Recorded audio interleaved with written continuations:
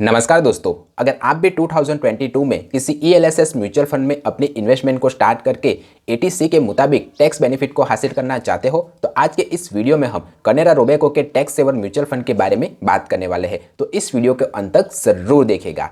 तो सबसे पहले हम इस म्यूचुअल फंड के फंड ऑब्जेक्टिव के बारे में जान लेते हैं। तो ये एक ईएलएसएस म्यूचुअल फंड है, यानी कि इक्विटी लिंक सेविंग स्कीम। इस म्यूचुअल फंड में अगर आप निवेश करते हो तो एटीसी के मुताबिक आपको टैक्स बेनिफिट मिलेगा। पर इस म्यूचुअल फंड की एक खासियत है, अगर आप इस म्यूचुअल फंड में अपनी इन्वेस्टमेंट को स्टार्ट करते हो तो इसमें 3 साल का लॉकिंग पीरियड रहेगा। आप 3 साल के बाद ही अपने निवेश के पैसे को निकाल पाओगे।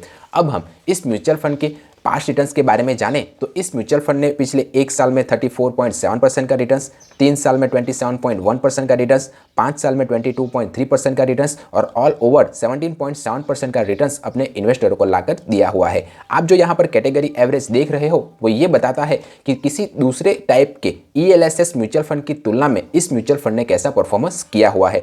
तो इस म्यूचुअल फंड ने 1 साल में तो अपने कैटेगरी एवरेज को बीट नहीं किया हुआ है, पर 3 साल और 5 साल में अपने कैटेगरी एवरेज को इसने बीट किया हुआ है। तो इससे आप ये सीख सकते हो कि अगर आप इस म्यूचुअल फंड में अपनी इन्वेस्टमेंट को स्टार्ट करते हो तो लॉन्ग टर्म के लिए आपको अपने पैसे को निवेश करना पड़ेगा, तभी कंपाउंडिंग इंटरेस्ट का इफेक्ट आपको अपने इन्वेस्टमेंट किए हुए अमाउंट पर देखने को मिलेगा।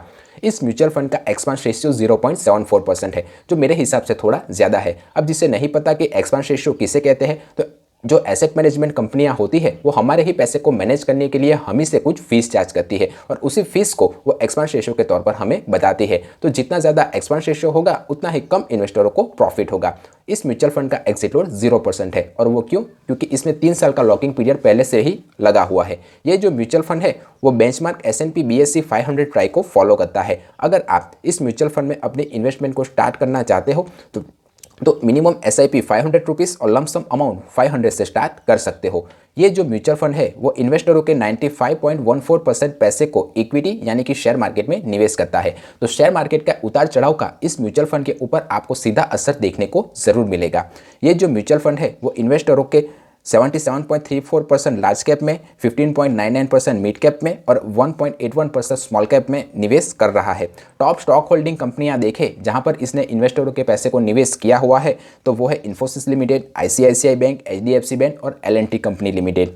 एलोकेशन बाय सेक्टर हम देखें तो इसने financial sector, technology sector, construction sector और ऑटोमोबाइल सेक्टर में इन्वेस्टरों के पैसे को निवेश किया हुआ है। अब हम इस म्यूचुअल फंड के स्टैंडर्ड डेविएशन के बारे में जानें तो इस म्यूचुअल फंड का स्टैंडर्ड डेविएशन 19.52 है, जो अपने कैटेगरी एवरेज से थोड़ा ज़्यादा है। अब जिसे नहीं पता कि स्टैंडर्ड डेविएशन किसे कहते हैं, तो स्टैंडर्ड डेविएशन एक रेंजिंग फैक्टर है। जितना ज़्यादा स्टैंडर्ड डेविएशन होगा उतना ही हाई वॉलेटाइल और रिस्की म्यूचुअल फंड माना जाएगा। तो जब भी आप किसी भी म्यूचुअल फंड को चुनें तब कम स्टैंडर्ड डेविएशन वाले म्यूचुअल फंड को जरूर चुनने की कोशिश करें, क्योंकि जितना कम स्टैंडर्ड डेविएशन होगा उतना ही वेल परफॉर्मिंग और कम वॉलेटाइल म्यूचुअल फंड को माना जाएगा। ये म्यूचुअल फंड अपने इन्वेस्टरों को कंसिस्टेंटली रिटर्न्स जनरेट करके दे रहा है और इसका डाउनसाइड प्रोटेक्शन भी दूसरे म्यूचुअल फंड की तुलना में थोड़ा बेहतर है। अब डाउनसाइड प्रोटेक्शन से मेरा ये मतलब है कि जब जब मार्केट क्रैश होगा तब ये म्यूचुअल फंड अपने कैटेगरी एवरेज से कम ही गिरेगा।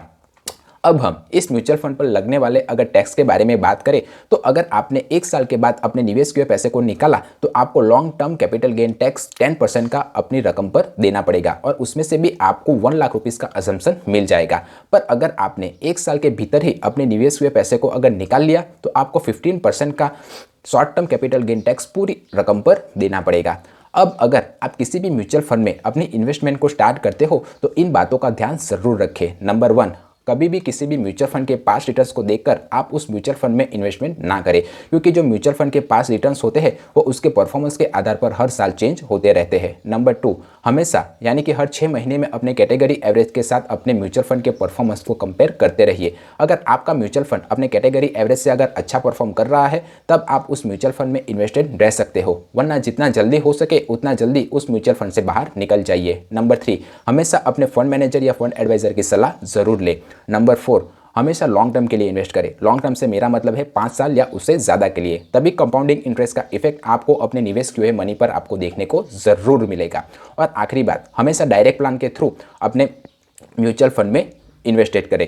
अगर आपने मेरा डायरेक्ट वर्सेस रेगुलर प्लान का वीडियो नहीं देखा हुआ है तो इस वीडियो को खत्म होने के बाद उसे जाकर ज़रूर देखिएगा। अगर म्यूचुअल फंड से रिलेटेड कोई और क्वेश्चन या क्वेरी हो तो मुझे कमेंट बुक करके आप ज़रूर बता सकते हो। अगर मेरा वीडियो पसंद आया है तो वीडियो को लाइक करें और चैनल को सब्सक्राइब करें। मिलते हैं अगले वीडियो में, तब तक सीखते रहिए क्योंकि सीखोगे आज तो कमाओगे कल। जय हिंद।